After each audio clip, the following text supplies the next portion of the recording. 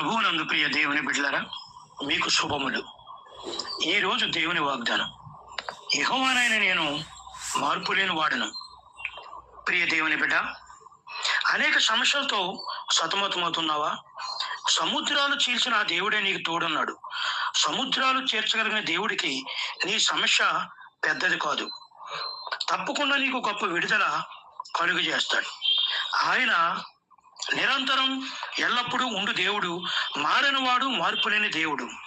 నీ పట్ల గొప్ప కార్యం చేస్తాడు. ప్రార్థించు. ప్రియ దేవుని బిడ్డ, యేసయ్య నీ నామానికి వేలాది స్తుతులు స్తోత్రములు. ఇదిగో తండ్రి, ఈ దినమున ఈ వాగ్దానం విన్న ప్రతి బిడ్డ ఎడల నీ కృపను కుమ్మరించండి.